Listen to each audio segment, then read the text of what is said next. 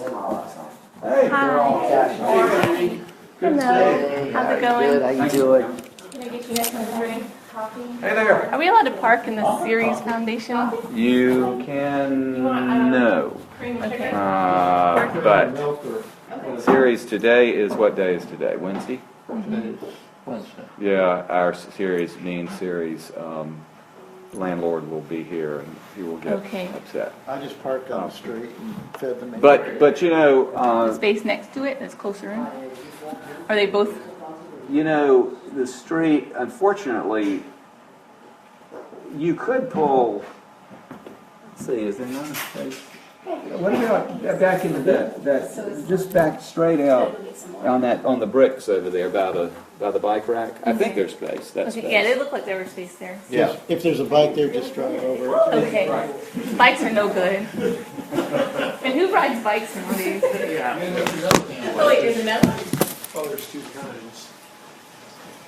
Okay. You like those? Yeah. Those be good like this? I'm gonna grab some water. Jim Rozier was complaining because his picture was. So defame him with his picture. Yeah, because his picture, tree killer. And we got no legislative authority to do that. Yeah, but we had that rezoning in 10 Mile last night too. And not for nothing, Pearl and them, I know what they're doing. They're cobbling up all their land. They got some developer, I'm sure. And they, and they're just, and in some instances, you look at it, those old African American folks who've been in there generation after generation after generation, they're like, okay, this is our opportunity to leave. Yeah. We don't want to be here anymore. Cash in. We're going to cash in what we inherited in this land, and we're going to make some money, and we're going to try to make, and she has said that to me. She said, I want better for my grandkids. And, but it's that's the only reason they were fighting so hard for that storage unit last night. I mean, and after the meeting of the day, Quelly says, well, I don't understand what Pearl's doing. I said, you don't recognize her last name, Jeremy. Her last name is Askew. The junkyard was Askew's Paint and Bodies in Mount Pleasant. And he's like, what? I'm like, she's been holding her husband off for years from putting that junkyard there. Because they know once he does that, he'll never leave. Like, so they're trying to view this thing to keep him from out there so all their property values go up and they can sell all their land. That's what's happening. They don't care about that urban growth economy, and obviously the town of Mount Pleasant doesn't either. Right. Who is your appointee to the Planning Commission? Eric Meyer, Okay. Who is Anna's? Susan Chavis. Eric knows pretty good. Because I don't know, something is wrong with the Planning Commission. I mean, they're voting I was for shocked. everything. I was, yeah, but I mean, Cindy's still on there, right? I I thought so. sent Cindy a note and she's like, stuff. I mean, the guy comes in, there's this and this. I don't think they spend a lot of time. I was shocked to see that with 7-0 vote, a unanimous vote. Yeah. This was for that For rezoning. for Vic Mills thing. For John's Island. For John's Island, that restaurant he wants to build on Maybank. And it was denied by Vic Mills. It was denied at committee and then passed last night at council. Yeah, it was denied at committee. And remember I sent you that email that That's last. Yeah. everything was good? Right. It passed last night. Because This was he got the up there, he planning paid a bunch of people committee. from Seabrook to get up there and talk It passed about 5-3. how long it takes them to get from Seabrook to downtown Charleston to get to a restaurant and how difficult it is to park on They the can't even get a peninsula. reservation at And Fat so they Hen. go to You Fat gotta call Hen, these- and it's difficult I to get called a reservation Tuesday and I at got Fat Hen. Saturday night. Really? 5 people. So we need a restaurant in the residential area on Maybank, and it passed. And the people who live in all those new apartments that are going up, they gotta go Just for eat the record, somewhere. Dana, I voted against it. And then, but you weren't there last We need it. Well, we we need still to read. lost 5. We Don't need they have a this. kitchen? They can eat at home. Anna's like, where are they gonna go eat? They gotta go eat somewhere. Right, it's their right to go eat. Yeah, they gotta go out to eat. What about McDonald's? At McDonald's, there's a barbecue place there. I mean, they're plenty of So restaurants. anyways, it passed 8-0 planning commission. Wow. Yeah. Comp plan change, overlay zone change, And in the a plan rezone. they presented to the planning commission was different from the one they came and told us at Johns Island Council a few months ago. I got all the stuff here. And then last night, he pulls out some other map that was completely different from the one that everybody had seen 2 weeks before and last week. And he said, this isn't residential. They were wrong. Yeah, he made up Here's his how own it is zoning now. map. And your planning people are sitting there. Where is this, where is the, It's, It's across from Sailfish Road. Yeah, There used right to where be, Sailfish Road comes a boat out. sitting there. Yeah. because he wanted right. to do 2 driveways on either side of Right. Sailfish instead of one at Sailfish? at Sailfish. Right. Right, that property So used he to is be doing that. owned by Charles Huff, I think. And I remember that It because there was, changed hands a few Yeah. times and somebody went bankrupt and we're gonna develop it. So there's still. I remember there's- that was, and the city, because I remember the city made a big deal about how they were gonna push for the connections there. And they did, and they got that. That's a requirement, so we will get the connection, Yeah, all but they do we is still have make that second reading, connectivity, so. According to city plan. But they gonna bought fight it at 3 second properties reading, and one because I of them don't like goes him. all the way back to Cane Slash. Right, And what they told us Right. in April was the middle part of it's like 8 acres is swampy. They were gonna keep that with this front part of Maybank and put it in conservation or No, whatever. they're gonna fill it. Well, They're gonna fill it and build on it. this is what Eventually. they told us. And then the For now, they're back gonna part, preserve which it. was a strip, a couple 100 feet wide and whatever, 1,000 feet long, they were gonna sell off to somebody to develop it. You could put 8 or 10 houses in there. Well, now, they're putting the swamp with that piece, so you've got 16 It's acres. an easier JV.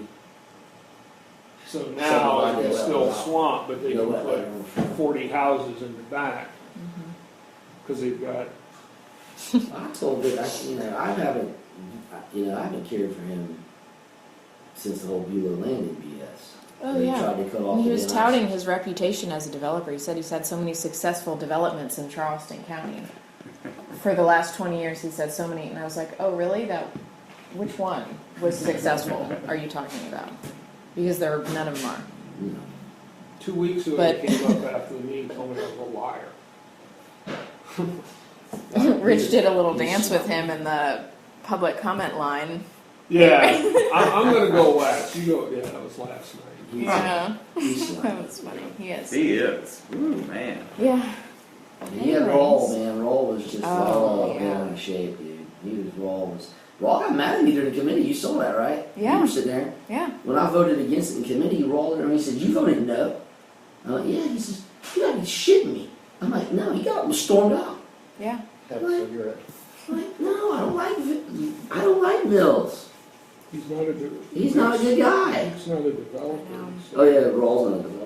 You said that last night. Neither am I. I'm just a You're just assisting people who need I'm help. just old dirt man. I'm not developing anything. I'm a consultant.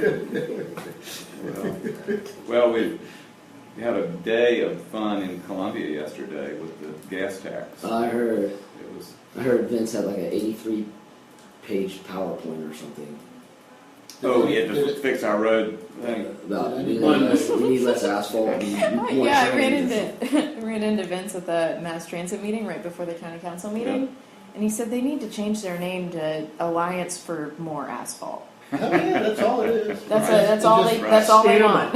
South Carolina Alliance for More Asphalt. You know, Scam. that's probably a pretty good We gotta segue. suggest 'Cause that. you know, I met with him and Jim Holly last Wednesday, Thursday, in Sass, and my crowd, Dawson, and Armstrong. No, Armstrong was there. I think. And we had a very nice 2.5 hour meeting. And the lawyers were able to exchange some things back and forth, which were good. But in Holly's, for whatever reason, it softens his stance some on that resolution. I think he realizes that they kind of messed up on some of that. Which part? Most of it. I mean, you know, they constitutionally ask us to do things that violate, you know, it violates the Constitution. Right. So- Right, but other than that part. Other than that part, it's fine. Why does that stop anybody? Yeah, exactly. But, you know, one of the things that we threw out there to them was, you know, you're asking us to tell you yes or no, but, you know, we need to understand where that $130 million is at Lebanon. Where'd it go? And do you guys have a contractual obligation once you vote to at least formally ask the JRBC to put this on their agenda? The 130 they promised. Yes. Yeah. And we said, listen, we also want to know, you're asking us to come up with $300 million cash, Right. and you want that money bonded by January next year. We're under the impression you don't have 420. So can you give us some assurances where the $420 million is? Because we understand that that's future money coming sometime in 2020 or 2021. So, you know, there's a lot of confusion here. And so they said they were going to go back and look. But, you know, the offer to unwind it is yet to be made. Really? Yeah, it's never, and I threw that softball out 4 or 5 times during that meeting, and Dawson knows that that's the ultimate goal here, and he was even, and the offer never came to unwind it. This is from the zip. From Vincent Holly. Yeah. You know, it was, you know, I asked, you know, I didn't come out and say, hey, what are you going to let us do? So what happens if this doesn't work? What happens if we don't come up with the money? What happens if we do come up with the money, but Hugh Leatherman never lets it go to joint bond review and it just dies in the fund? What do we do then? And there was no, Yeah. you know, and that's kind of what I'm waiting on is them, because my fear is us say, you know what, let's unwind it. It comes from the county as an unwind. Leatherman should jump on it and just kill everything and steal the money. It needs to come from them and say, here's your options. Yeah. Right. You know? And then let us pick the option, you know? What if, since they're such a reactive group, I mean, they react to applications, I mean, what if they're just waiting for an application? I mean, what if you submitted an application for that amount? We did submit one and they threw it out. Right, but that was 5 years ago. You know, Regime. I mean, if there was just a very simple one that wasn't, you know, muddied by a bunch of really small projects, that was a multi-jurisdictional application, very straightforward, a lot of support. I think it would need to come from the chats, probably, Right. because of the multi-jurisdictional situation and the fact that we wouldn't have to have council vote on it, because it's going to become a debate about 526. The moment you say, we want to put in another SID application, even Dickey is going to make it about 526. I mean, there's no strategic thought that really goes on with that crowd I've got. So you see, Elliott, you see the at this point, there's got to be somebody who jumps in the pool first, and you see that being the SIP. Well, or then when, or at least says, look, we'll jump in if you guys will jump in. Yeah, I mean, you know, at least the inquiry, when I say what happens when none of this goes on, what do we do from here? There's no answer. There's no, well, we're taking the money, or you can use it for anything else. There's neither answer. It's just complete vagueness still. And Holly is caught, you can tell in that meeting, he's caught between what he thinks he's supposed to be doing with his board and Hugh Leatherman. And he's caught there. And so he's got 2 masters there. I mean, he's, I guess, quasi-director of the infrastructure bank. Roundtree's gone. She retired. So I didn't know that. he's pretty much left. Yeah, He's pretty much all that's left from his staff. Jim Holly, yeah. So and Tammy. And one of the questions came out, and Jim said he couldn't answer. He said, I don't know the answer is. I said, well, listen, what happens if y'all don't exist in a year or 6 months? What happens if a part of this gas tax conversation is we got to either revamp the SIB, rework the SIB, or get rid of the SIB, or put it under the DOT. Mm-hmm. And I said, now, you're asking me to do something that I have to do in November, but the session ends in June. By June, you could no longer exist. what are we doing here? Right. You know, we got to know how do we put the toothpaste back in the tube? Well, does it make sense to say, I mean, and it'd have to be, the who says it is obviously always the problem or the challenge, but to say, in light of everything that's going on, one, lack of money, additional money, two, the potential to SIB gets disbanded, three, the needs that we've got that are pressing needs, and we all should agree, and maybe have Vince agree, or maybe even initiate this, that we've got $420 million. Let's deploy it in a way that we can see results. Yeah, that's everything else is speculative. Yeah, you know, and the other thing that's made this complicated is I almost wish I could actually stomach Riley still being here and fighting with him over 526 better than Tecklenburg. Not because Tecklenburg has said, if there's not a fix to 526, I'm not supporting housing sales tax. We're out. And I'm like, but you just hired Josh Martin. Like, there's so much inconsistent. I can't figure out if he's just saying that because he said it in the campaign and he feels like he has to continue saying it, or if he really believes it. I can't tell. Or he doesn't What know was- any better. Yeah, or just. Or maybe he I doesn't. How'd I'd that- vote for three. He may just be Part of ignorant, one does is not not understand the issue. Yeah. How'd that meeting go with him and Riley and Mayor Page and Seekings? He I mean, he it's- canceled. You talking the one about house and sales tax? yeah, He canceled. he did. Yeah, he and I Because I talked to he and I Seekings haven't right talked. before that, and he said there's no way. I mean, the city itself, other than Tecklenburg, they don't agree with that. I mean, the council doesn't. Yeah, Staff obviously doesn't. They've we got their haven't- wish list of we $300 million. we haven't met. He and I have not spoken since the Wednesday before he was sworn in. Okay. No conversation. We've reached out on multiple things. For instance, if we had another man on line shooting 20 minutes from now, John doesn't know where to go. John doesn't know who to call. John doesn't know the protocols that we've got in place to doing this. We've been trying to get him in just to teach him and school him and his new people. I mean, he's gotten rid of Lori, he's gotten rid of Marianne, he got rid of Jane. Hernan now has no access to the mayor. Hernan told me that the other day. He says, everything's changed. I have no direct access to the mayor anymore. He says, I can't. I mean, but what I'm saying, but neither does the chief of police. Right. What? That's right. Yeah. They Was have it to that go. one person? They go through some. There's a filter between John and Joe. Wasn't that way. Joe Wow. was very interactive with his heads of his departments, and and that's we've been trying. Even to the point Beverly's been calling and going, tell Mr. Tecklenburg we'll make him lunch if he wants to bring his people over here so we can meet with Keith and oh, by the way, we need to let y'all know when we write your check for your for your taxes, when we remit all that stuff to you, and and if we have a natural disaster and no interest. Wow. And we're like, What's the latest Shit. on Leatherman wanting to take the money for the port access road? Dad thinks that's what it is. Dad's convinced of it. All of the money for that?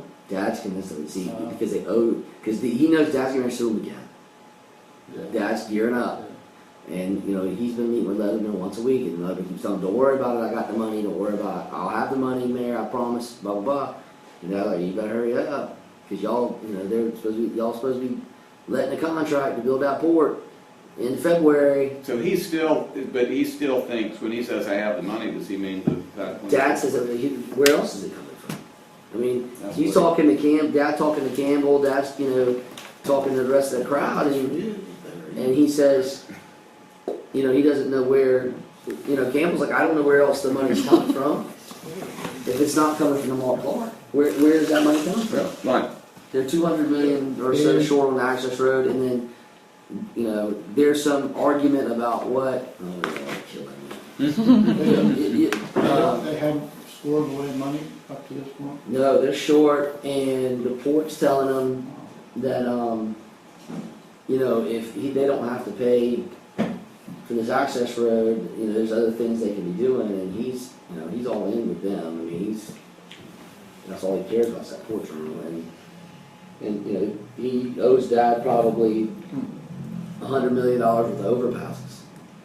Well, the access road, I think initially they allocated, the legislature appropriated 140 or 150 million. Yeah. And then the SBA was supposed to pay the difference, which was something like a total of 400 million. But now it's gone up to 500 plus. Mm-hmm. But, well,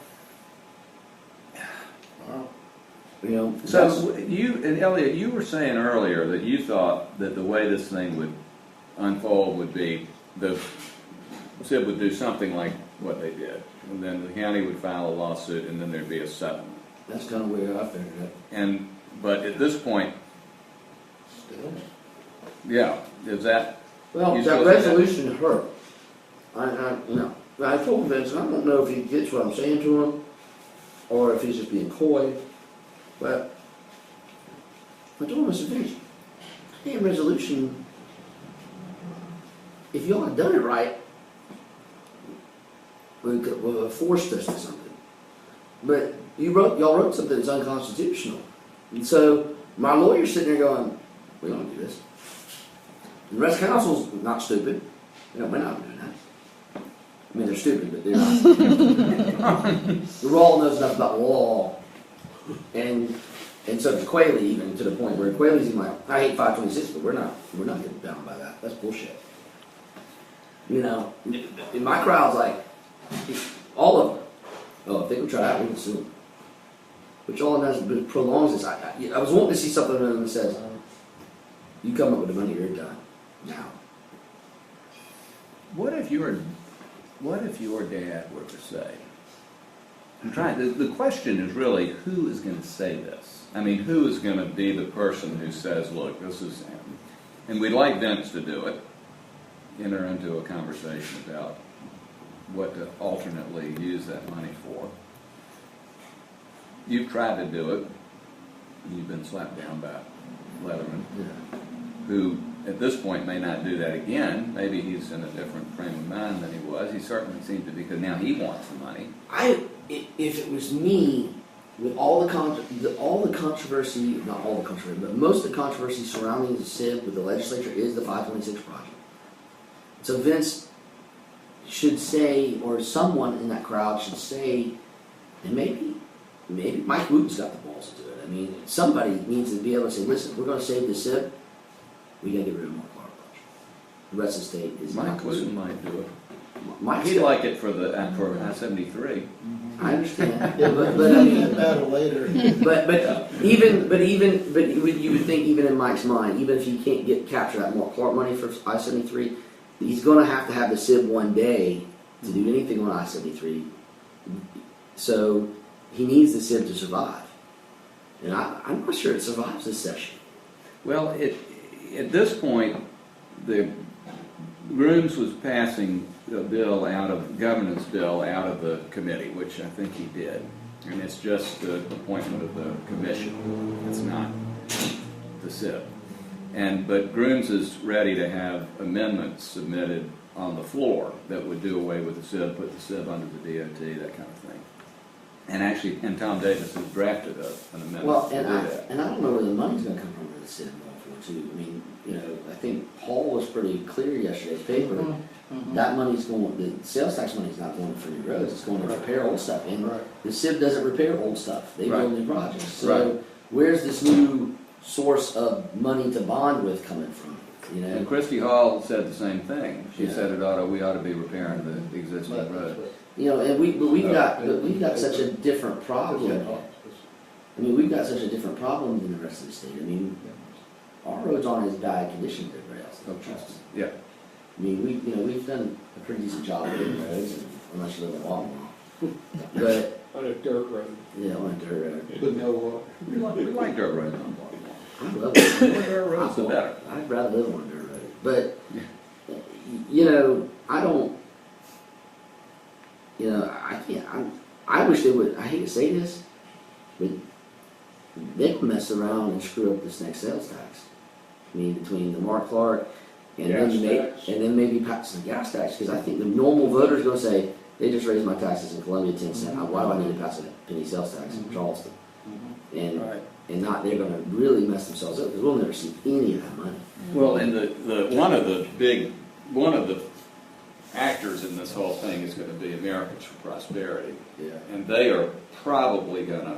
I cannot imagine a situation that they don't oppose the half cent, and so in order to get it through, even if it has a chance, it seems to me it needs broad support because it has good projects in it, and it shouldn't, and it doesn't have projects that are highly controversial in it. So I met yesterday with Mary Graham at her request, because she was very upset because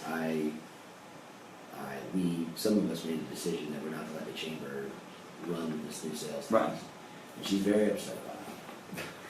And what made her more upset is that I went ahead and reached out to Jim Rozier and asked him if he'd run the sales tax campaign. And who said that? I did.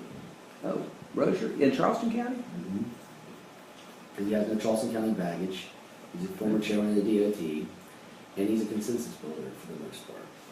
I know y'all got your tree issue. I was going to say he's got a bed. He's going to use it to cut down John's trees. Island right there. But he's going to be the guy who's going to be able to look at everybody and go, the DOT's not bringing money down here. I know for a fact they're not bringing any money down here. And if y'all want to do this, it's going to have to be on your own. And he's has the ability to at least pull the business community and get the chamber out of the middle of, we're going to build a Glen McConnell. I mean, the reason Mary and him weren't happy with him, because he looked at him and said, y'all going to build a what?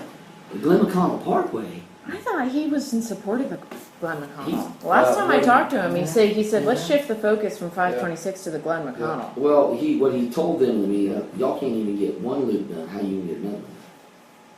Yeah, but I mean, I think he's already flipped that commission hat off. I mean, Yeah. and that's what he said, they ain't gonna never build that, that's insane. He said, not with all the controversy with through the Washington Hill track and all that, they're never gonna build that Glen McConnell Parkway. And in 526 ain't gonna never get done. This is insane. And DOT's not bringing any more money down here. My biggest thing is we need Raw Nerdy and the chamber out of the way. Well, I was going to say, if you had Rozier, and he would bring some advantages, but some disadvantages, but you'd need maybe a co-chair or three co-chairs. We want to put together a coalition. I mean, Yeah. people who represented a broad array of interests. Yeah, no. What we want to do, Would you be? No. what we want to do though is we do want to build a coalition of people from the business community, from the private sector, from the conservation community, and that way this is people who are very big advocates for mass transit. It needs to be everybody. You need to Well, have that fortunately- story. You need to have that story laid out that if we do this, if we get this, if you support this, here's what we're going to do with it. And not these foolish things that are going to mean more development, more traffic, induced demand, blah, blah, blah. We're going to deal with existing problems and problems that we know are coming because Volvo is getting built, Boeing is expanding, the port is expanding. These things, and we have to deal with these, not. But should the county be dealing with that? Because, Volvo and the port are state. I'm just saying, if you want to promote it, don't do like what Vic Rawl is saying, oh yeah, 526 was on that referendum. No, it wasn't. Well, it wasn't, but if you have to be extremely clear and not vague We have to name statements about, we're going to build roads. We have to name the projects. I well, think we have to unfortunately, be we've very already been specific. vetting that list of Yeah. projects with Boeing and Right. with the CRDA and Yeah. the chamber.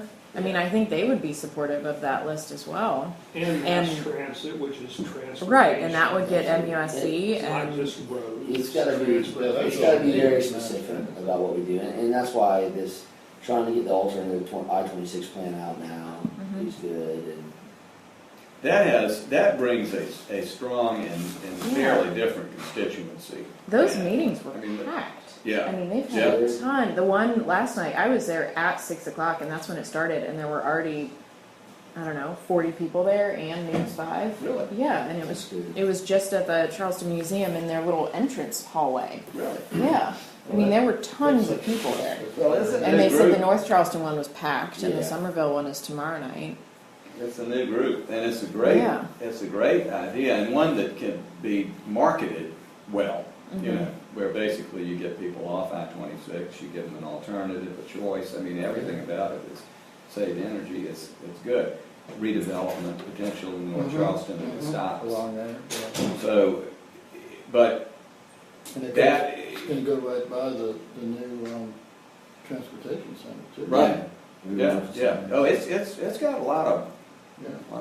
heft to it, but that is something that I think isn't going to be, well, Americans for Prosperity, and like I say, they're going to be involved somehow, but they do not like transit. No. But we've been working with them on the gas tax, and we might be able to convince them that bus rapid. They don't like rail. Well, it's just so expensive. Yeah, they say, oh, well, rail. I mean, if you look at the one in Charlotte, I mean, it doesn't go very far, and it costs a lot of money. Yeah. I mean, we can go from Somerville to downtown with about 380, 480 million, whatever it was. I mean, we figured that the county's max is going to be about 150 million. Yeah, that's a great deal. That's awesome. It's better than $1 billion a mile wherever the other stuff costs. Yeah. Yeah. So, but it's got to be, and we need to finish the Greenbelt program. I mean, we got some stuff we still need to finish. And we can also focus on the money on safe bikeways and that kind of stuff too. Well, you also need to, at least from my point of view too, and I guess everybody else, we still have the current half-cent sales, and where do we stand with that? It's pretty much spent. I mean, we Well, bonded. people need to know that. And Yeah. also, there were bonded projects like the loop off of 526 onto Folly. That ain't gonna ever happen. But that's it says you have to do it. I mean, that was what was voted for. Well, the You way gotta they deal did with it, that. the way they did it last time is Because I went to that meeting, oh God, it was 5 years ago. They had the initial thing, and then they had a follow-up meeting. And Armstrong was there, and he kind of said, this isn't going to work. We just realized this isn't going to work. Because they're going to have all that traffic coming on, the bike lane crossing around. it's a mess. And he said, we'll come back, and they hadn't been back in 5 years. Yeah, well, I mean, without- Then they were hoping the state would do it when they connected in, but that ain't gonna happen. So, but I mean, that's it. By law, you have to do it. Well, the good news is if there is no more park, then there's no justification for it. So we can, Well, yeah, but that was what was in the promise. I mean, it would. Well, you gotta get out ahead of this if you want to do it and start marketing the concept now. yeah. And say, here's what we've done. Look, we've had this half cent for ever how many years, and we've done this. But it's going to and this. continue on too. And right, but 2 the billion, growth, 1.5 billion, yeah, or something. but the growth and all of this, we need to do these things. It's outpaced us. And it's got to be marketing to get people sensitized to. No, not sensitized. People are sensitive to the need, but they don't know what needs to be The done. solutions, yeah. And you're right. I mean, we've outpaced ourselves in growth, and we're at that point now where it's like, okay, stuff's gonna start going bad here. Mhm. Well, and like with votes Yeah. last night, Yeah, it's well, already bad, and They you make it listen worse. to and make it worse.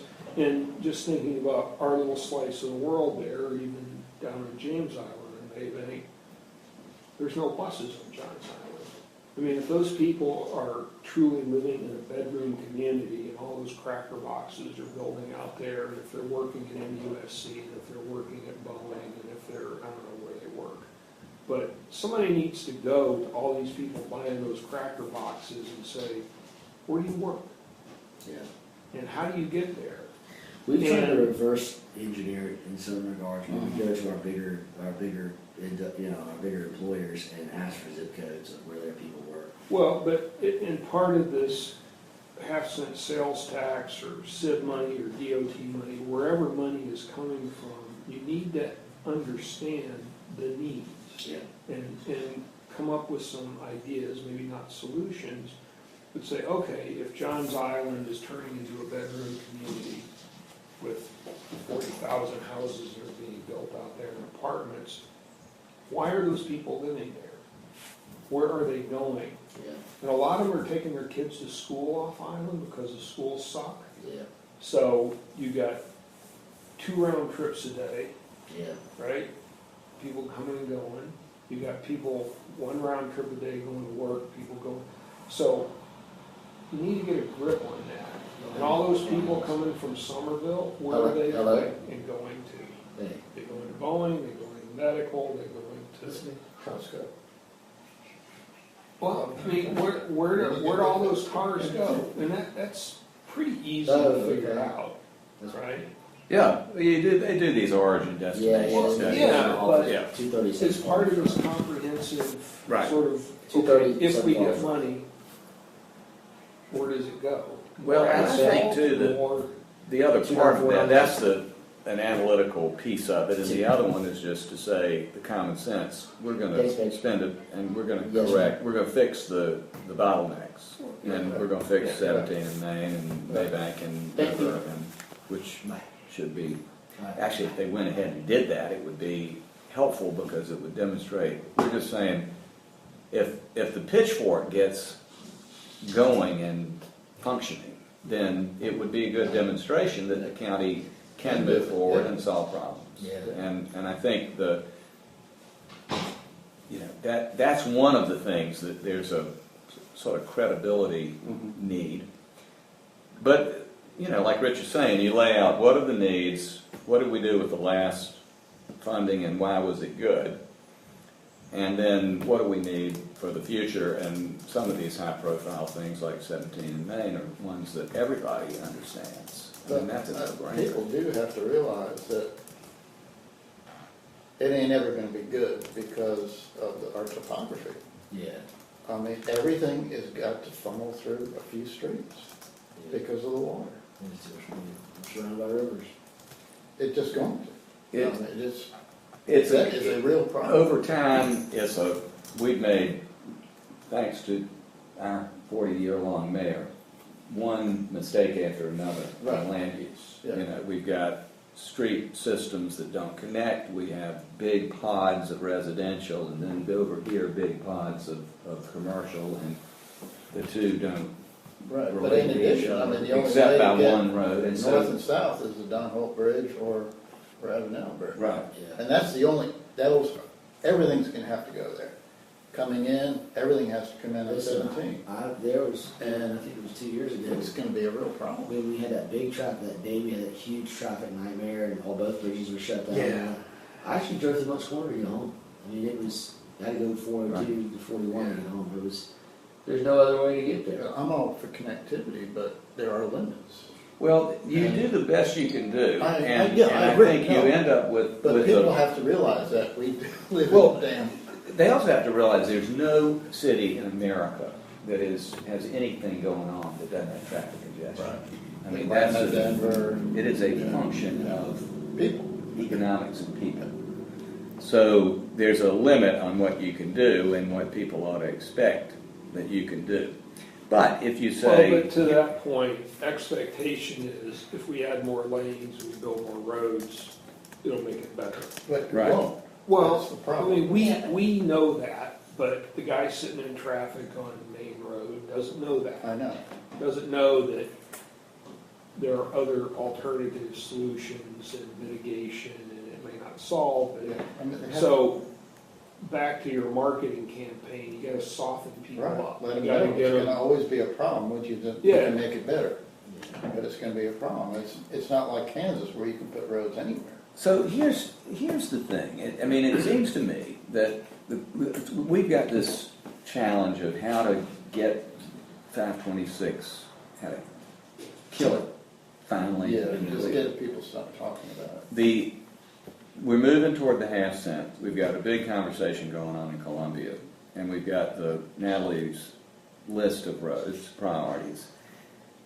to me, I mean, I'm going to say this, and then I'm going to say I realize that people don't think logically, or they don't act logically, or both. But basically, what we are now developing in the region is a conversation about needs, and the needs are BRT, the needs are flyover, the needs are pitchfork, and the needs might be more another lane on Main Road, whatever they are, and then the logical thing to do after that is say, and we have these sources of money. We have a half cent, we've got some money at the state, whatever they make available, and we've got the $420 million, which is a huge amount of money. I mean, when you think about it, that amount of It's money, almost half of what we would spend in the next sales tax. I mean, it's huge, and it's just sitting there. So why don't we jumpstart these projects and get going on this consensus-based agenda that we have all agreed on? And the only problem, you know, it's interesting. The state chamber has been great on the transportation reform. Ted Pitts has been coming out regularly saying the SIB needs to be reformed. Not just reform, but the SIB needs to be reformed. So he's going directly after Lebanon, at least by implication. And so our chamber, if we could simply get them to agree to just take 526 off, we'll fight that battle later. But we've got all these needs and all these opportunities, depending on how you look at it. And we need you guys to come in and be a constructive part of this. 526 is not going to be a project that people will agree on, but there are 20 projects that we can all I was agree on. hoping that Tecklenburg, as angry as he should be with the damn chamber, that we could outflank the chamber. Right. Now that he's there, I'm like, okay, if, you know, I'm basically the last public perception person for 526. So if I go soft on 526, we should have been fine. But with Jump coming out and saying, I mean, he made it part of his inaugural speech. I mean, it was insane. And then for him to come out and say, I'm not going to support another sales tax without a solution to Mark Clark. I mean, he's going to force me to look at him and go, okay, you've asked me, because the city's asked for $300 million worth of projects in the next sales tax. Go, okay, well, buddy, you want to give up all those projects? Fine. I don't care what you do with your money. Yeah. And I don't want to say that because I'd like to see the end of this come. But he's got to somehow, and I mean, was the Josh Martin hire? I mean, where'd that come from? I mean, I don't know. Is that somebody that John I didn't had think talked we did to? anything to do with it. But Well, no, I know that. I wish we could say that we did, but we didn't. What I'm looking for is maybe some relationship insight. I mean, how much influence do you think Josh is going to have over him? I think a lot. I mean, they're paying him a lot. Because you would think Yeah, talk to him. Yeah. Probably not. You know, I mean, well, he's in that inner senior circle, advisor. so He's like the head of the inner I circle. yeah, the I think people he that will he's put in the paper are like the guys, and everybody else reports through them and funnels through them. Right. Right. So, you know, my thought is, okay, John, you know, or Josh, hey man, you got to get him right on all this. Well, they need to be I don't- educated. Well, I know, I was going to say, what if we went and had a meeting with them yeah, and I think. So that you ever they even need looked to at be the- You know, there's an old technology term, goes back years and years. The first one there defines the interface, right? The first one to build a PC defines the interface to how PCs work for the next 50 years. They have the opportunity here to define the interface, and it's a marketing issue. The Chamber of Commerce, they care about getting government money into there, right? I mean, whether it's 526 money or 420 million for 18 other projects, what do they care? It's money coming into their constituents, right? I mean, it's money. That's what they care about, sucking in. So if we can get out there and define the interface, here's what the interface looks like. It's these projects, these projects, these projects, and here's a schedule, and here's a scheme, and here's the benefit, here's the cost, and all that stuff. They all have to fight it. Right. They all have to say, oh, mine's better. Well, if you've defined the interface, then everybody else is defensive. They gotta start an uphill battle.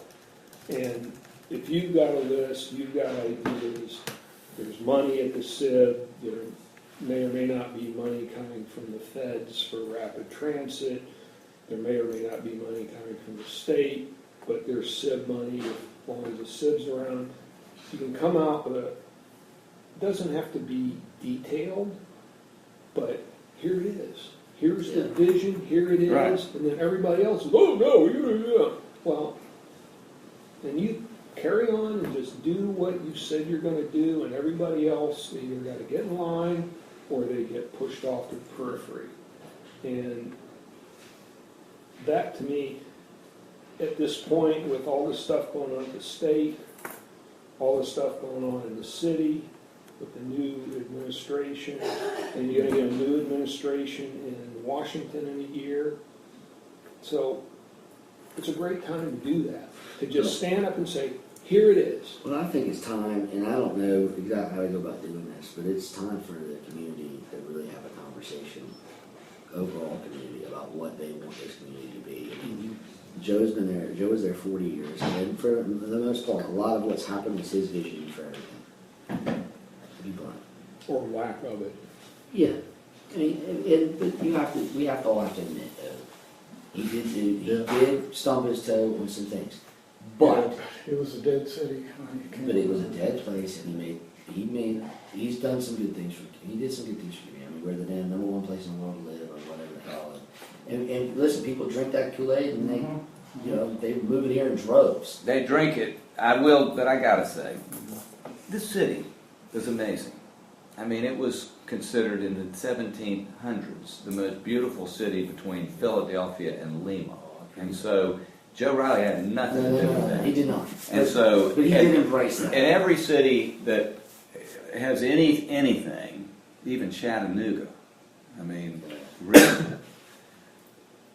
even Charlotte, I mean, has had a revival downtown. So I just make the observation that Riley, he was at the right place at the right time, but he didn't do the city. Well, but the cost of that has been Johns Island, James Island. The cost has been, what he did is the stuff you see on James Island and West Ashley and on Johns Island. To pay for everything in the crap.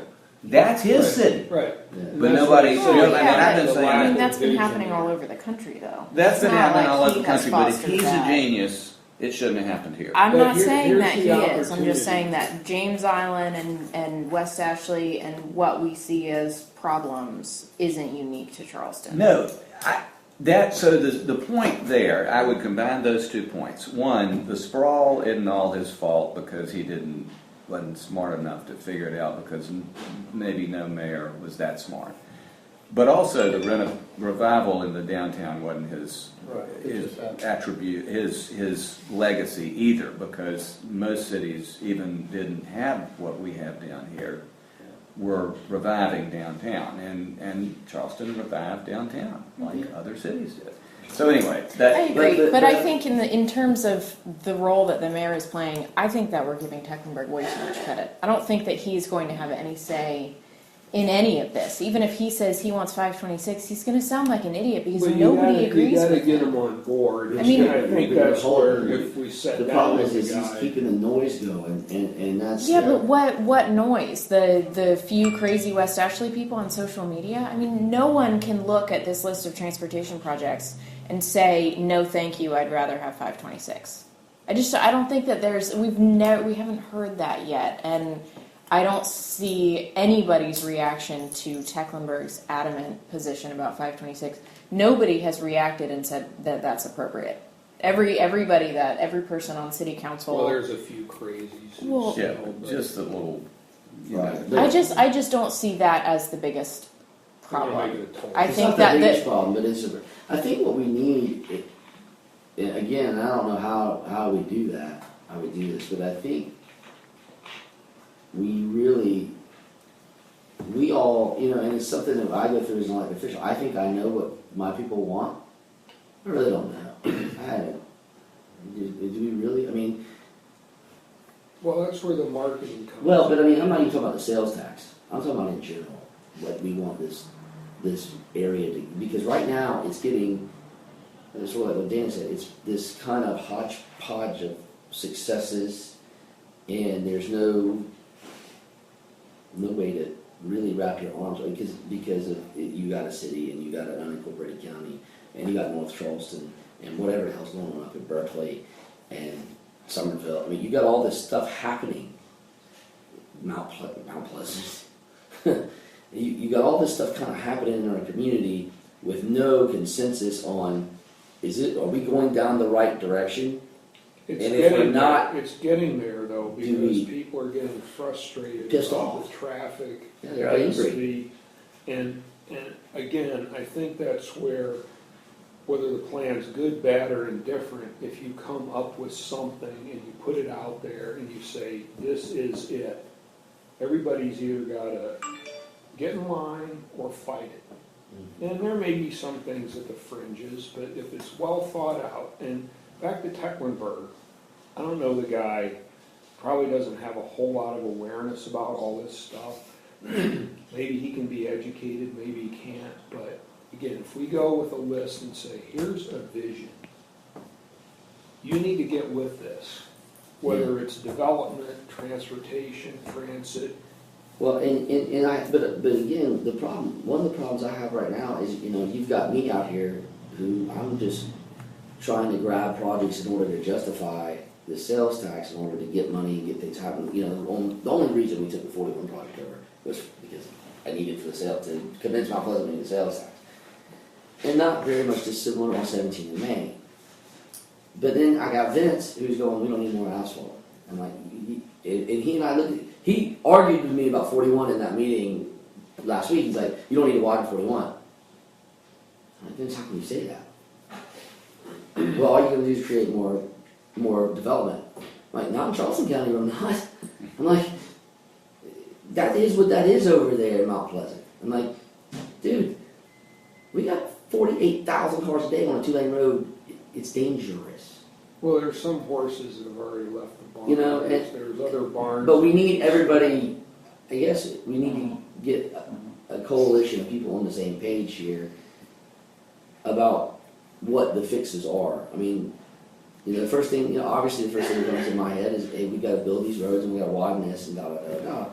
And if that's not the direction this community wants to go in, then we need to make sure we're giving them what they want. Well, they don't know. They don't have a clue. Well, So what we need to do is not only give them where they want to go, but it's where they want to go is not any specific set of projects. It'd be nice not to be stuck in traffic as much. It would be nice to be able to walk every now and then to where we want to go.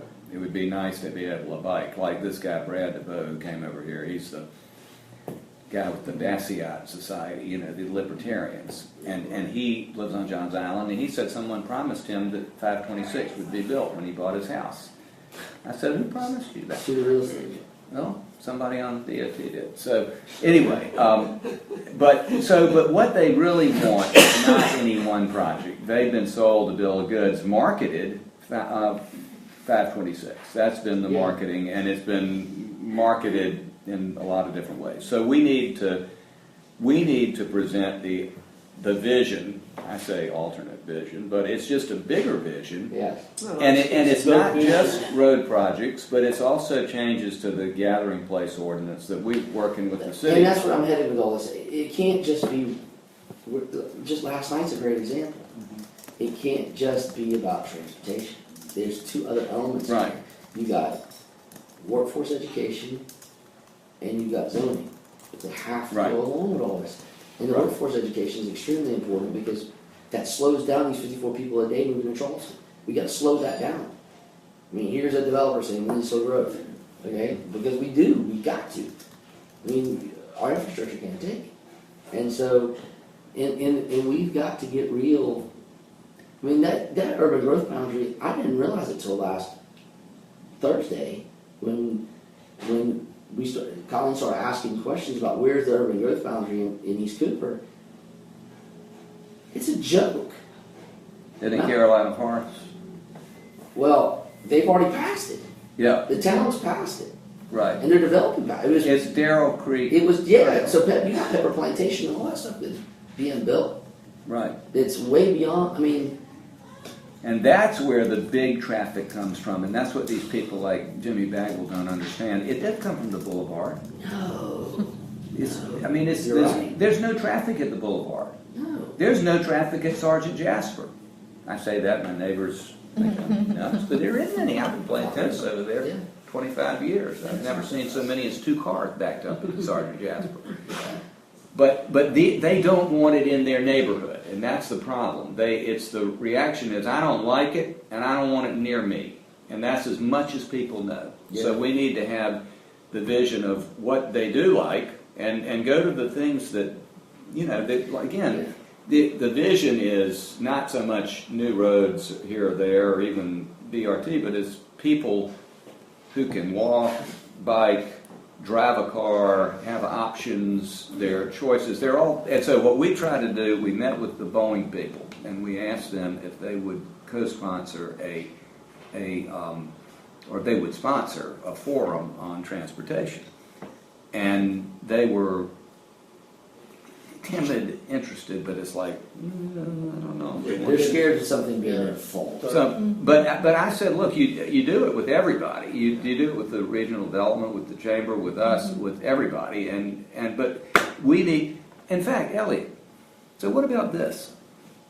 That Boeing isn't going to initiate it, but what if you say, okay, here we are facing we are approaching the crossroads of everything.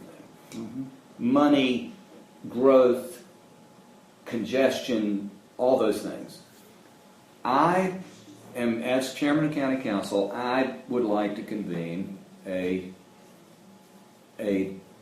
open forum where we bring the best minds we can pull together, stakeholders and the best minds we can find, and we have a day-long discussion about the future of the region. Now, you've got Berkeley and Dorchester, but, call Pegler up, he'll do something. He'll be a part of it. He'll And I don't know the Dorchester people, but They don't either. they They might as well be a Middle Eastern country. Right. But in Linda Page, I'm sure would do it. Yeah. So basically say, it just has occurred to me, you are the only one who can and will do this. Boeing won't do it, the chamber won't do it. I asked Dave again to do it 5 years ago, and David was going to do it. Who's that? He's at the Regional Development Alliance. But his board, somebody said, well, we don't know if we want to do the controversial stuff like that, so they didn't do it. But you can do it and set the stage for people to have an enlightened discussion about where we want to go. You remember, what was that thing called that y'all, I think y'all did it, but I'm willing to do everything you just said. Was it My Region, My Plan, or no, it wasn't that. It was the ULI came down, I think y'all brought the ULI down, and y'all had all the mayors. Is it a reality check? Reality check. Reality check, right.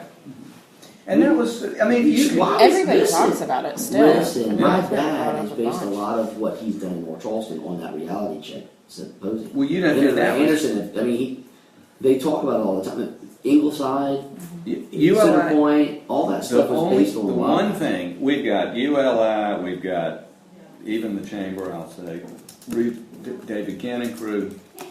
The only thing that's missing is you.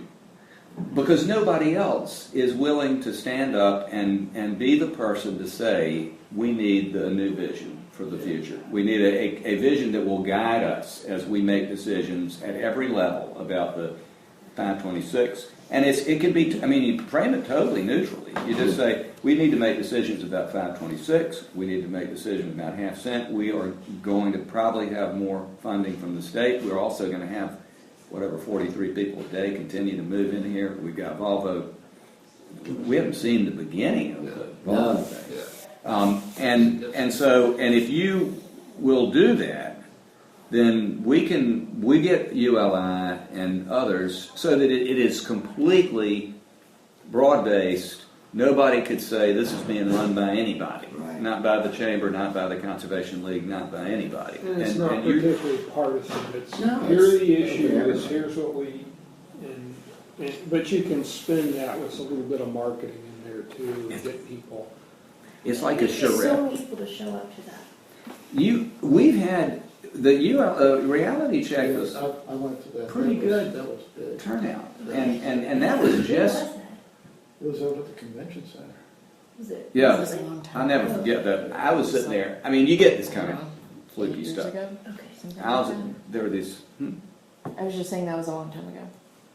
6, 8. when you were Before I was here. It's a long when time you were ago. in kindergarten. Yeah, she's still But- Sorry, go ahead. Well, I was just gonna say, they had all these tables that you had different groups you were assigned to, and Yeah. I was assigned to one with John Darby.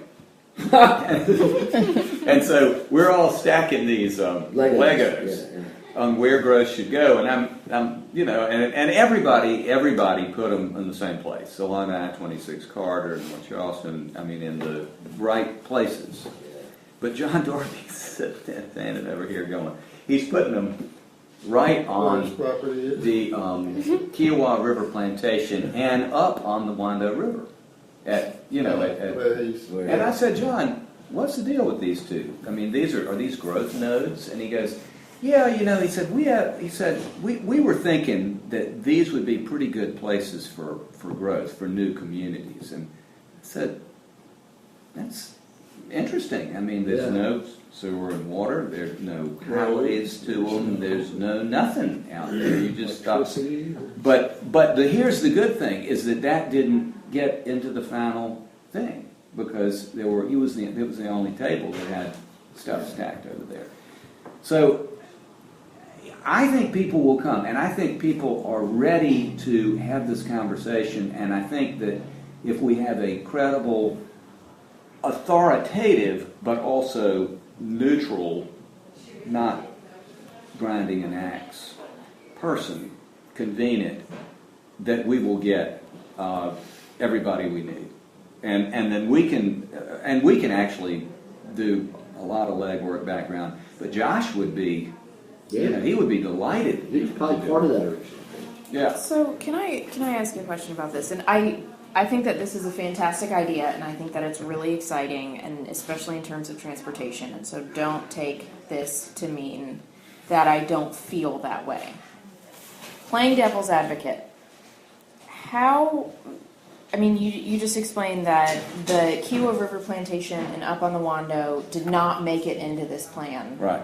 But those are being developed now.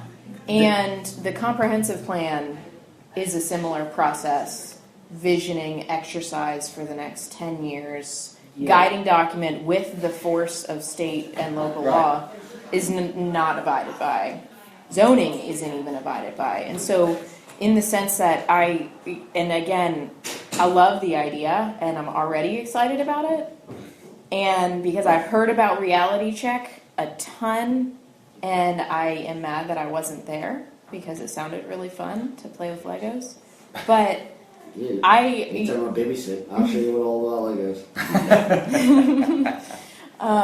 But I just throw that out there mostly because last night was so frustrating. Well, okay, it's a great point. It's a great point, and the point is that reality check worked for a while because it educated, follow especially elected officials, and you've got a whole new set. Other than that, you really got a whole new set of players.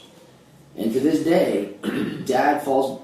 One of the reasons why he keeps Dudash around is he falls back to that reality check. I mean, you look at how he's executed things in North Charleston, going after Shipwatch Square, going after the Naval Hospital.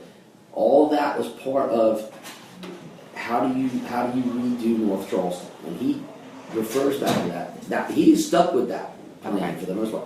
What you have is you got a county council who everyone is new on council. No one is there anymore that was ever there during any of that process. You've got a whole new regime in the city of Charleston. You've got a whole new regime in Mount Pleasant.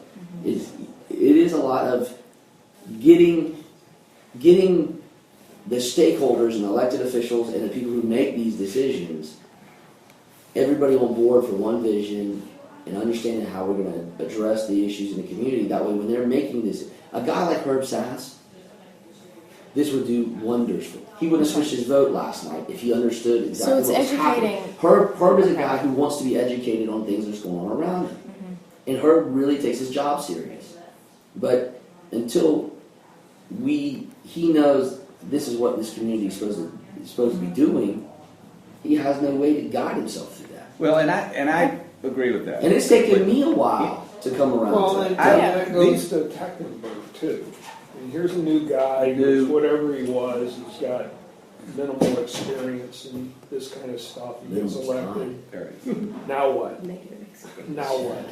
So Tell him. He's the dog that's chased the car. He's now caught the car. Now what the So hell? tell him. So tell him. What are we doing to the car now? Yeah, that's right. but here's so Yeah, I say people are ready now. To Natalie's point, and this sort of probably some kind of a paper that you could write on it. But I think one, there are times when communities are more receptive than others to these kinds of things. Two, they never are 100% successful. But when you think about the comp plan in the 90s, passed in 99, urban growth boundaries in 2001, it transformed this region. I mean, the only reason we have a shot at protecting Johns Island is because of that. Yes, sir. And so, yes, there are times when these things are violated. Mount Pleasant hadn't been great, but the potential to move substantially forward, especially when it comes down to specific things like spending money. And I think that zoning is a little bit harder because it's sneaky, but you behind the scenes, thousands of zoning changes every year. But if you're shaping a transportation spending agenda, I think this is something that really people could be held accountable for it. I think that the educating elected officials part of that is the key for me, because I think that is our greatest need and the most attainable need. Right. Is the side of the decision makers making horrible decisions on a regular basis. It's I mean, that's also really the gives- public opinion part of this is a huge battle that we'll have to do for specific things like the half cent, but Right. undertaking this type of an initiative and involving the general public in a visioning exercise is going to go nowhere. I think you have the dynamic is you've got leaders who need to be educated, some leaders who are educated but need support, need the sort of political reinforcement, which every leader needs. And then you've got civic folks some of whom are going to play a big role. I mean, in this room, as an example, who would come. And then, but there is no general public education period. No general public. There's only targeted education of stakeholders, of decision makers, and of a few and civic opinion leaders. I mean, the Charlie Smiths of the world, the folks again, you all. That we can take this thing and do better. And I guess my favorite comment from Longleaf Alliance is better is better. We could do a lot better. And now we have nothing. I mean, I think Herb is a good example. I think, to me, the one thing that's distinctive about where we are right now is that people want to know what the solution is. It's not like, I mean, the Beach Company has their own nefarious agenda, but most people don't. I mean, it's like, Jimmy Bagwell even. Well, what is the solution? It's to downzone everything in Mount Pleasant and not have any more people move here. And Jimmy and we've had a conversation about this kind of stuff. And I said, Jimmy, it's not enough to be mad. It's not enough. No. Because mad people make bad decisions. Well, You've got to focus. Focus on this. Now you've gotten their attention. Right. Now it's like What's the solution? with the roundabout the other day, and little Bill Bremer said, you know what? I ain't going to save Sharon Creek people on this one. I think they're wrong. We need to do something better on Coleman Boulevard. Only good for the Hadrow guy. Yeah. Royal. Yeah, he helped. Yeah. But Bremer had them all screaming. I mean, Garbage told me, he said it was bad in there. They're screaming at him on Facebook and saying all kinds of nasty things about him, but he stood up, he stood his ground. But they educated him on what was going on. Right.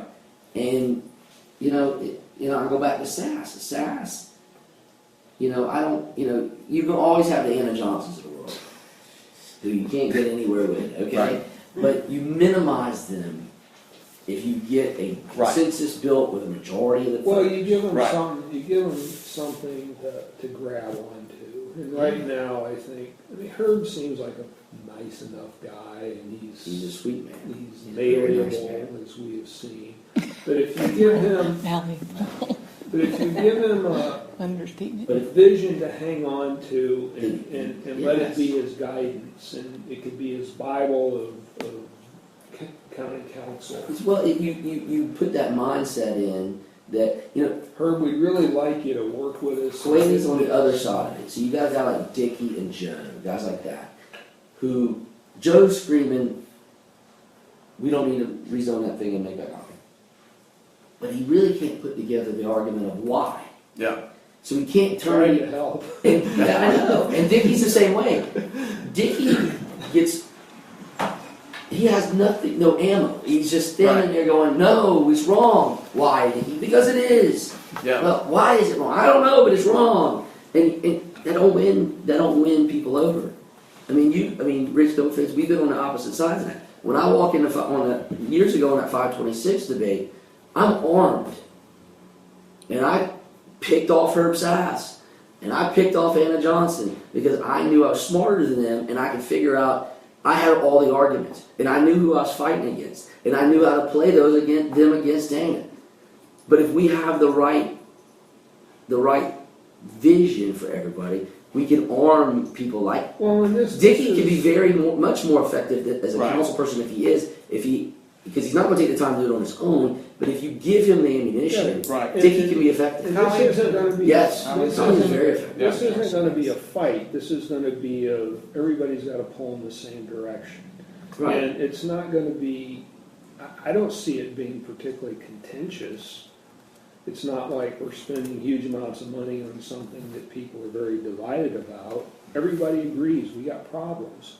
Yeah. So here's a solution that and it could be all the people with this visioning thing or whatever, but here's a solution, or here's a set of solutions. And yeah, it may not be the best, but there never is a best, but it's going to help us get there. And you may agree, you may disagree on this piece, but we all know we need to do it. Mm-hmm. We all know we need to work together to get it done. And there may be little pieces that we fight over, but in general, we've all got to do this.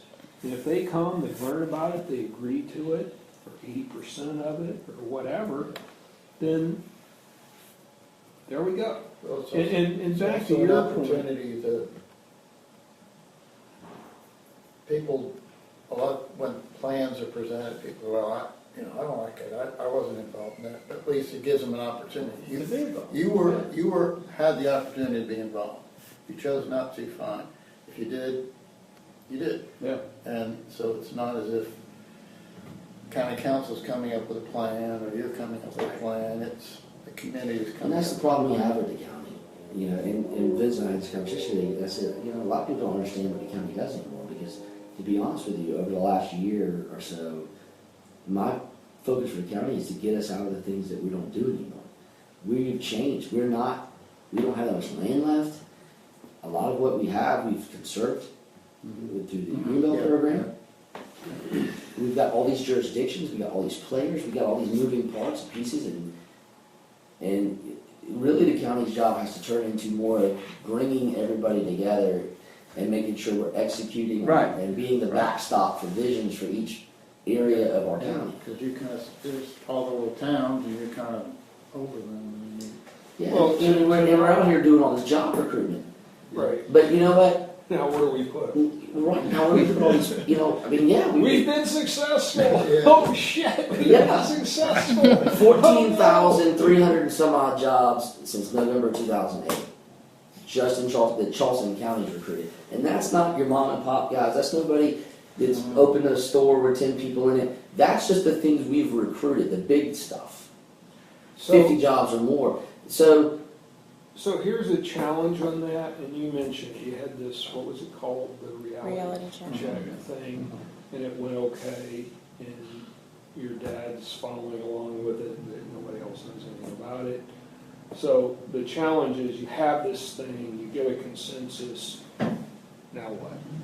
Who's gonna keep driving it? Well, and Any that's modify, and That's and always that's the a problem. 5 that's year, what that's a Natalie's 10-year. talking. Yeah. But I think you, first of all, But let me you're finish. explicit But about. let me finish. Okay. And you need somebody or a small group of bodies who are charged with doing that. And that takes money, it takes office, it takes, all that kind of stuff.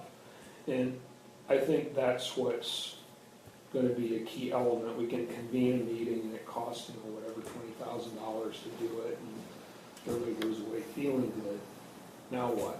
Who's gonna keep after the chamber and the mayor and your planning group and chats and, You have to execute. yeah. You don't need a plan just for a plan. You gotta Right, execute. and who's gonna keep telling her, here's the vision, here's what we're putting in place, here's how it's evolving. So that's the part. It's easy to everybody sit around and play with Legos, but then what? And Well, and I think first, and I hate to say this, but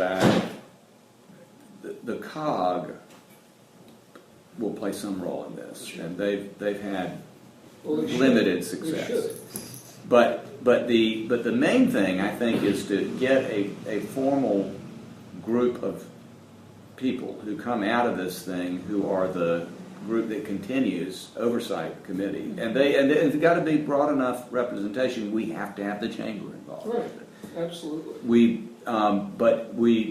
But they are the ones who continue to meet. Maybe they meet once every 2 months or something like that. And check on that kind of stuff.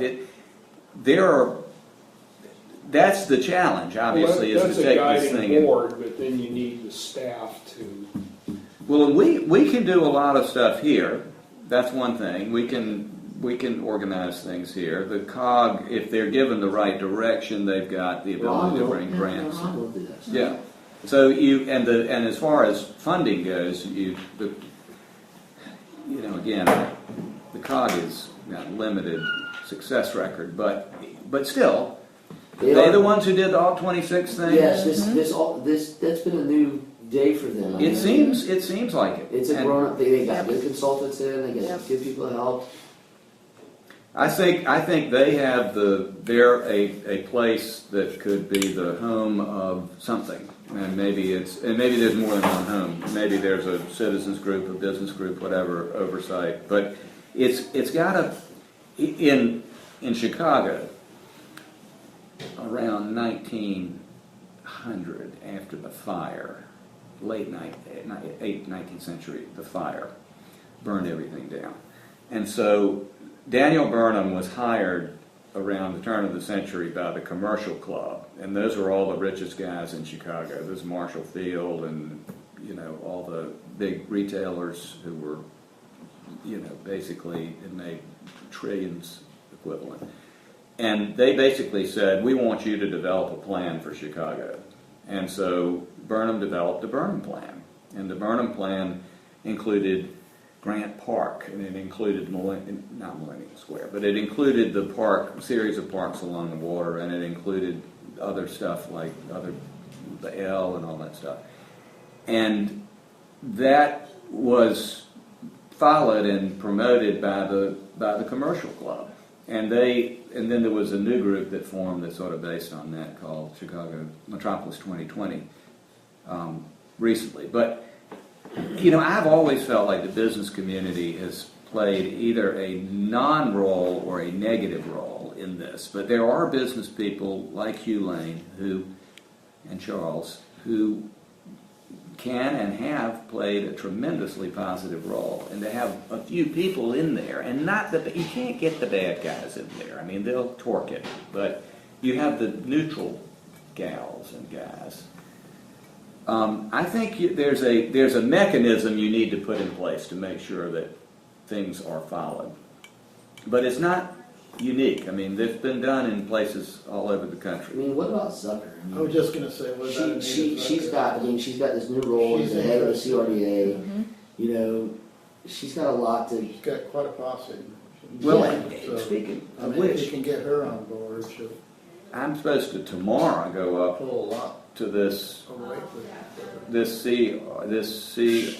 the art, whatever it is. CR. And that should be right up her, she likes For the consulting visioning thing? and, One region, you know, yeah, you're going- building things and community. Not on the That'll committee be yet. right up I there. don't think I'm on it either, but, so this Chicago, the Metro Chamber, RDA, et cetera, they're doing their own visioning thing, and guess what has come out as the #1 issue? Growth and transportation. So they're up there teed up, and they don't have to do something to justify this Avalanche Consulting group that they brought in again. So all I'm saying is Anita Zucker is a classic example of somebody who has been somewhat confused over the years. She's just 4 or 526. She just jumps into the chamber, you know, she's on the chamber side, the chamber says 526, she says 526, and it's kind of tribal, you know. Yeah, sure. So, but if she were a major participant in this, which she should be, then, you know, it broadens the vision.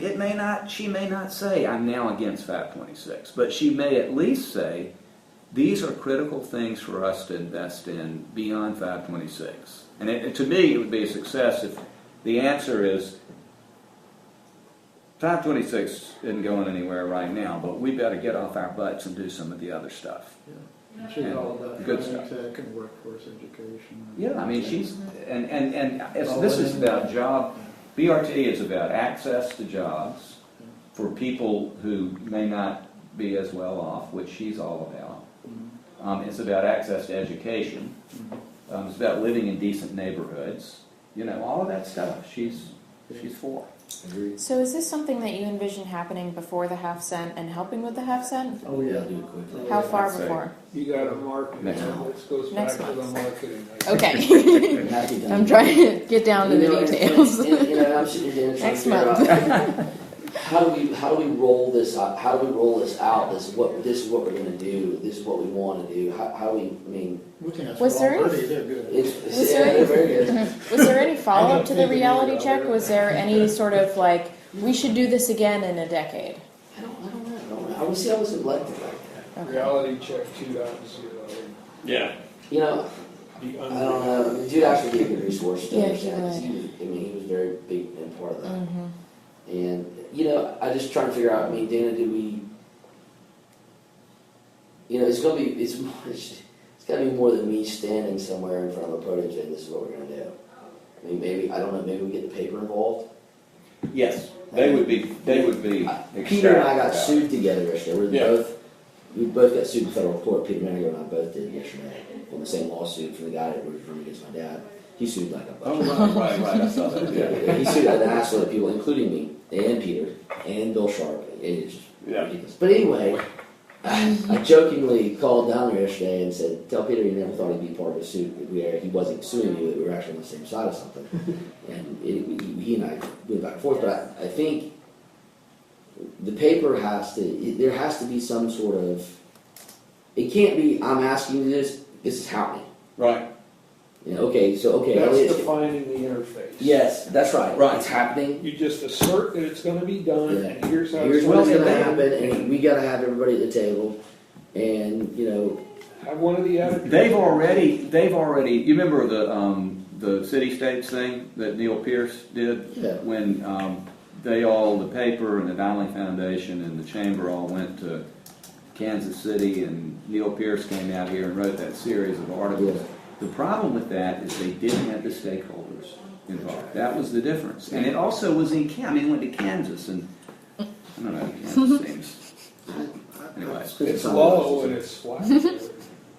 They don't have a lot of rivers either. But, you know, it needs to be, it's just, it has to be that we are doing this, and everybody has to be involved in. Why don't we do this? Why don't we put a list of people together, that we want involved. and we are going to be Broad range. very, very low key on any of it. I mean, we want to help, but we Sure, I get it. don't want to be taint the water, which we could do. So But why don't we put a list together, and then we can call a handful of people, and you can call Anita and others and say, look, this idea came up. We're in a crisis mode. We've got to figure out where we want to go in the region. We have to, and we got to do it soon. I mean, the ULI could do it, right? Right. ULI could probably. I mean, they would be the ones that would start saying, because They it's love doing it. Yeah. right, and so they could be the ones that are saying this is happening, having us already laid the groundwork if everybody already agreed. Yeah, having a neutral party. I was thinking getting Right. some professor from USC, Clemson, College of Charlotte, whatever, and I'm going to be the guy. I don't have any horse in this race, but here's what y'all need They to do it do. all over the country. Yeah. Andy Gowder's on there. Well, whatever, I advisory. mean, but Really? someone neutral. Mhm. And he's and Walker was John too, Mount isn't he? was too, but we don't have to do with John. we don't want him. Yeah. If it wasn't for John and I, there probably wouldn't be a realtor on the universe. John is the only person I've heard of in America who lost vast sums of money during the strongest real estate market in the history of the country. Who's this? John Knott. Guy that was Oh. What is that? Yeah. It was amazing. I mean, it's like, how could you lose money? my dad shakes his head. That's probably his dad's biggest failure was that project. Wow, yeah. And it was John. It was John. I mean, the problem was he thought he could do it all with debt. He didn't get any equity and ended up basically deciding he wanted to create nonprofits more than he wanted to actually To do anything. Yeah, I mean, he had every support from the city. I mean, my God, the support he got from North Charleston was just. I mean, to this day, I'm not even sure how you can even fail. Well, Lieutenant's on it too. Oh, Robert. And Neil Robertson. All right, Robinson. Jim Chafin. What's that? On the governance committee of the South Carolina ULI. Oh, and Neil. Oh man, Neil Robinson. we got a team here. Robert Andy. Clement, Andy. Yeah. Man. Well, Robert, he wants part of Grow Food, so he'll be happy to help us. So, he was supposed to, and we've heard nothing else. 5 of us informally agreed to give them land for that bridge through 995 Morrison if they would give us our entitlements and whatever we need so we can sell the land and get out of it. And that was all happening right as Joe was leaving, and then the city attorneys just kind of stopped. Well, They they're were still pushing it really hard while Joe was the last Right. couple weeks because they had Yeah. to get approval because they want to build a bridge on Grow Food on Right. their house. But they got to get So- a piece of 995 Morrison to do it. Right, Still and they were cool. talking about Yeah. the county's part of it too, but I guess the urgency waned after Yeah. Riley left. So I think they just don't know what to do with the Yeah, tech. it's a good idea. Yeah, I It's- like it. We're There's going a to lot get of him to people build us on a new 25,000 square foot warehouse With for vegetables. with coolers. Huh? With the coolers, yeah. Oh, yeah. Yeah. That'd be great. Yeah. So what's next? Well, why don't we put a list together and we start, and y'all all, we'll do this email thing, and Natalie and I can look into a schedule, people, more specifically what it is. And I'll get Dad to give us the convention center or something. That'd be fantastic. And it ought to be in North Charleston because it's the center of Central the region. and then we'll figure out how to, we talk to people, the good thing about this stuff, you talk to them and they say, well, you really ought to do so-and-so, and you think, well, that's a good idea. So it helps you to have the conversation. But I mean, I imagine you, Anita Zucker, Hugh Lane, Bearberry,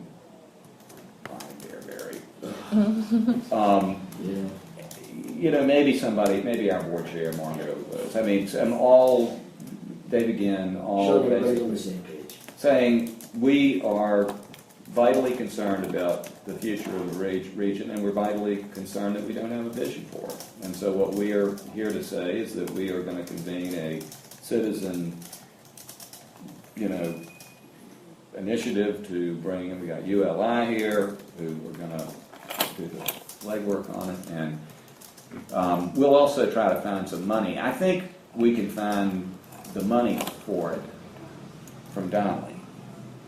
I think I keep saying Donnelly's like Mikey. They pay for everything. Awesome. But we can find the money. I put together 2 charrettes on the Mark Clark that were complete failures that we got.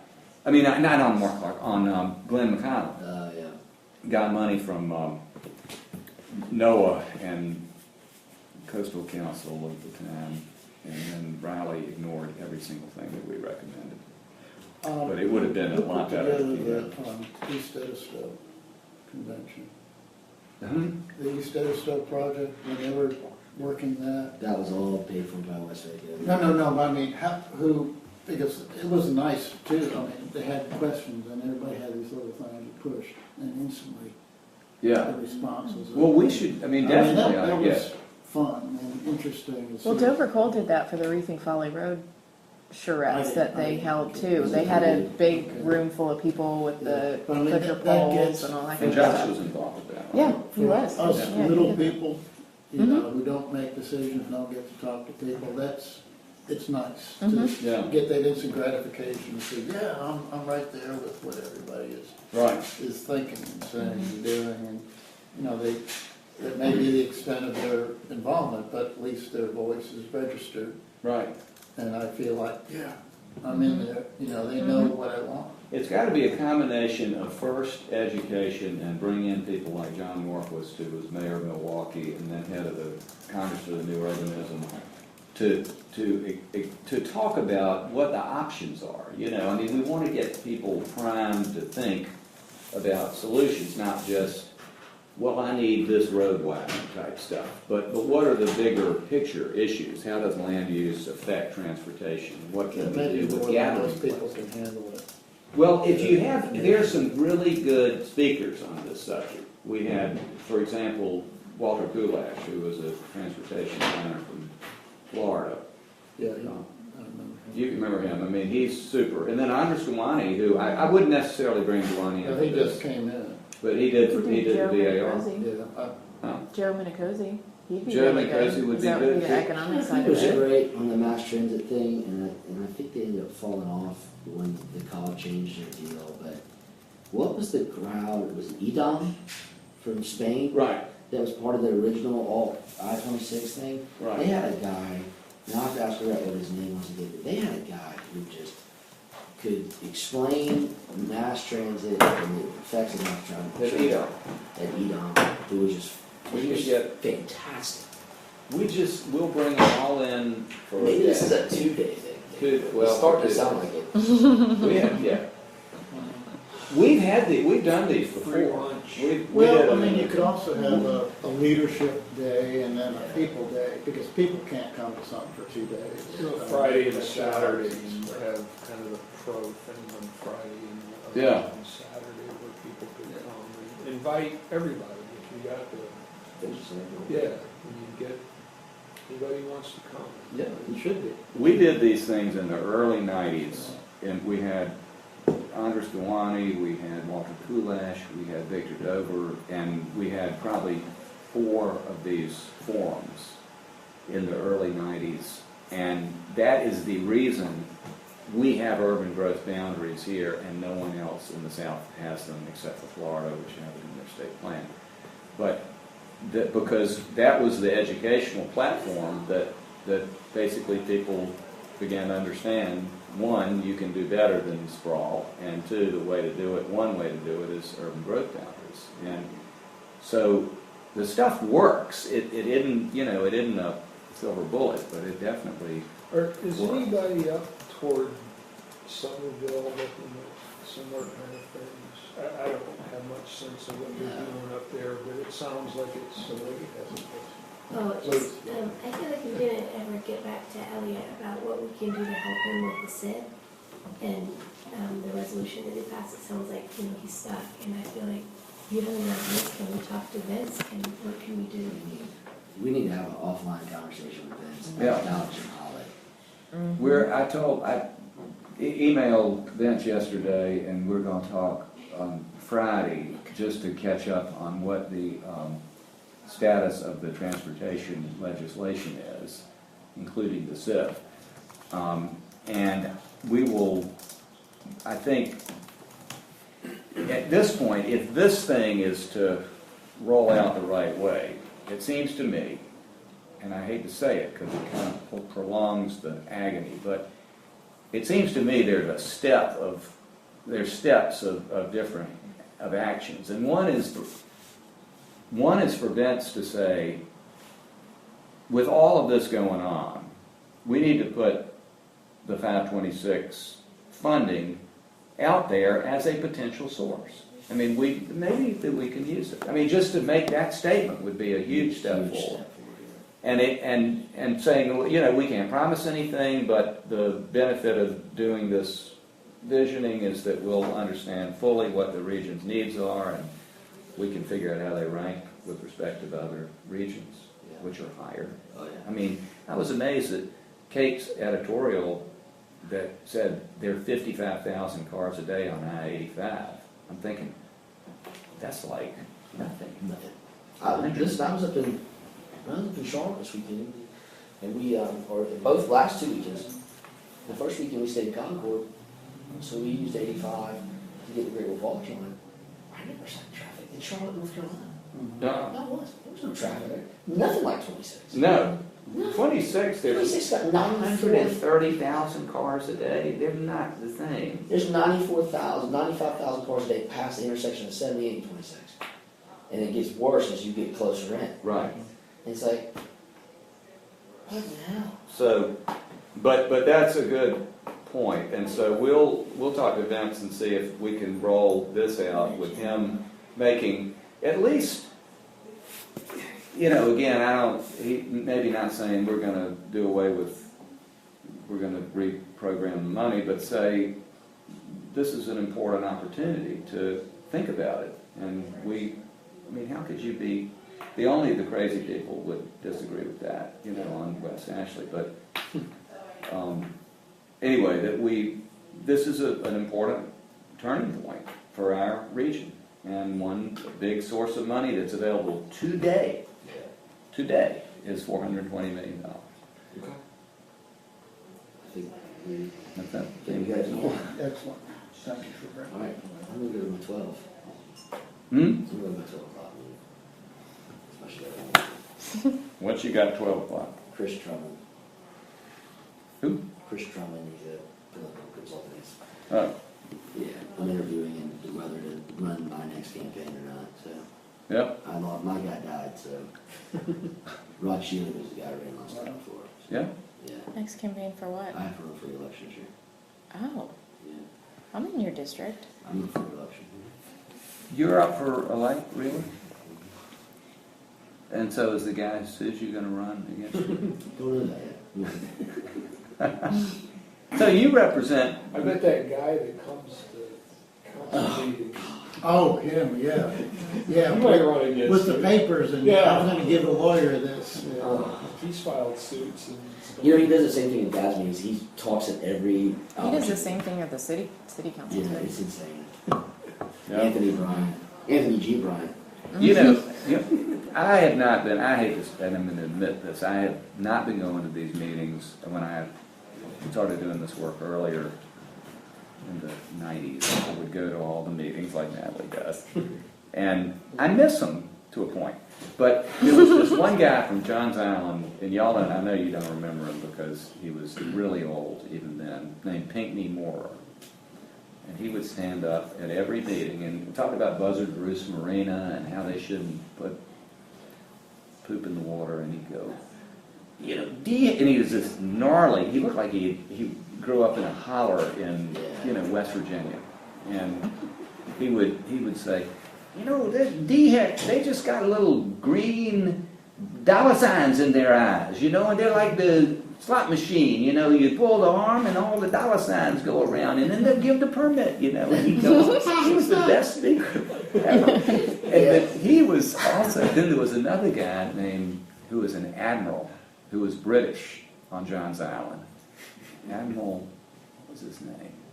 But he would and he would. The admiral of his bathtub fleet of boats. Well, this guy, he would talk about, he would say, the water in front of the marina sloshes this way, and then it sloshes that way, and then it sloshes this way, and it doesn't flush. So all of the material that goes in just sloshes back and forth. What's his name? So there, anyway, you see a lot of good stuff. It's the cheapest free entertainment. And then Raw for some reason, well, every once in a while will engage a speaker. really get things fired up. Hey. We have a meeting in here shortly. Yes, you Oh. do. Okay. Maybe just So- set up for. So yes, now I gotta go. No, thank you. I gotta hire someone to do my next thing. Elliot, thank you. Everything. Glad to do that. Elliot, I was telling somebody that there's this group, we have this very elite group of people on staff, the stairwell in the room. And it's called the Group of People Who Get Shit Done. And you are an honorary member. Thank you. We like to get shit done. You know, we like to do that. Good to see you. I'll just pull together this Good to whole see you. reality check thing. Yes. And I'll just- Thank you for coming. Yeah, how you feeling? We'll let you know more about the Wamulla walk. Yeah, Yeah, keep me good. in the loop on all that. Good, good. We're having a board meeting Thank you. tomorrow. Maybe I need to go out there and spend a little more time out in Walmart. Get my arms around some stuff out there. Just haven't had the time with it. Help them build their, He knows more about it because he's Yeah. got second hand, I've got work at this hand, it sounds like Kiowa Sebra, Kiowa Resort. And the developer, put up about $200,000 to improve John's Island. To hire Harold, right? Yeah. well, now, we just talked, we hadn't, I we heard that haven't. one too. So anyway, It's the second time I caught that rumor They're that gonna be, Bill Tootin caught that rumor too. they're gonna Kate's be, mother was at the meeting, I think, and she said she heard that. Yeah, they've asked me to come out. They want me to come out. so I don't know, They they've want to have got, some they've got kind of money meeting to waste. with the Seabrook Kiowa people. They want me to come out. They've offered, we'd like you and your wife to come out on a Sunday and stay at the sanctuary, and then we can have some meetings. I said, well, I'll just drive out on Monday. Right. Yeah, Roger, Stop in, I don't need Roger putting something in my stop tea. in for a beer on your way by, because I'm right there. We do that. Yeah, we'll get in the woods and have a hoot and hollering Oh, time. man.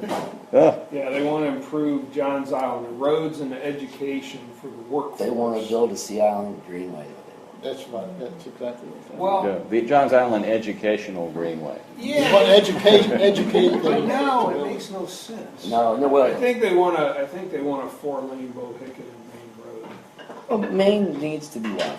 Maine could be, Oh, heck, Maine is, no. That's- what we need to do is get the property, the McLeod zone protected on Maine. That's the biggest piece of property on Johns Island, 800 acres. And we could buy, we could buy an easement if we had, they ain't gonna give it, but we could buy it if we had the. How much money? I don't know. Do you have any idea? Oh, How no. many acres is that? It's 800. It's big. It's pretty much everything from Brownswood Talk north to and Ashley. on the main side. That's a big trash. They've been looking at that. You can put it They've out talked there to if you want. McLeod's and it's Mac Rhodes is one of the involved with it. And I can get the Mac.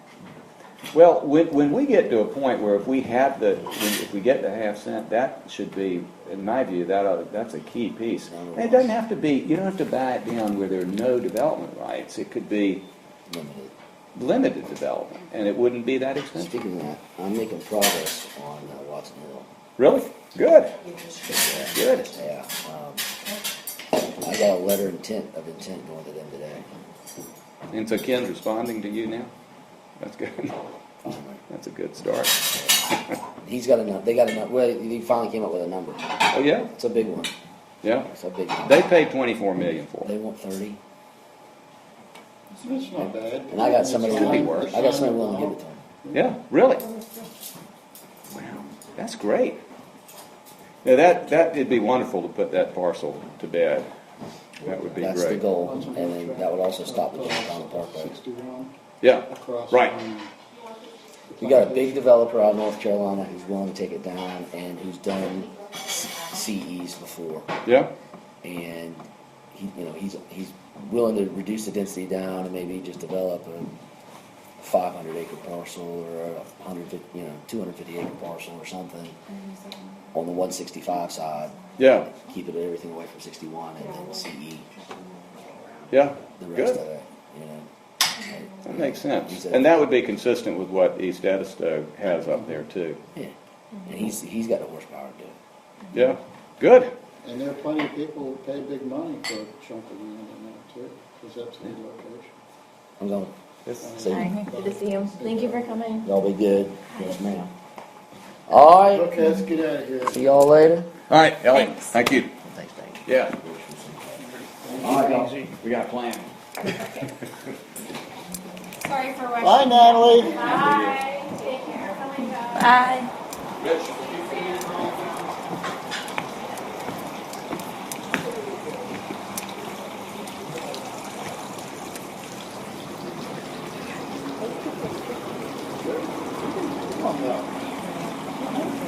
And then we should take some. Oh, you didn't take them with you?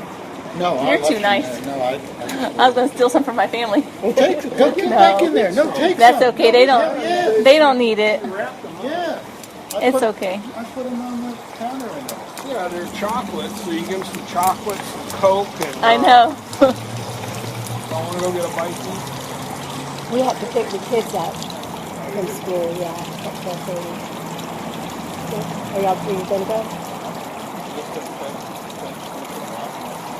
Yeah, I'll skip that one. All right. Bye. We'll see y'all next weekend. I'll be in touch with you. Yeah, I'll we try to got to come get out of it. organized for Yeah. next week, and Amy said she could bring... It's on Saturday night, right? Yeah. Okay. 6. Party. Yeah. I told Linda that was an old one. I had corrected it Okay, already. good. I know, but it's the 6th. All right, I'll talk to you soon. Look at this pretty pumpkin. It's one of those tulip trees out there. Like a little massacre. Like a little massacre. Like a little massacre. Like a little massacre. Like a little massacre. Like a little massacre. Like a little massacre. Like a little massacre. Like a little massacre.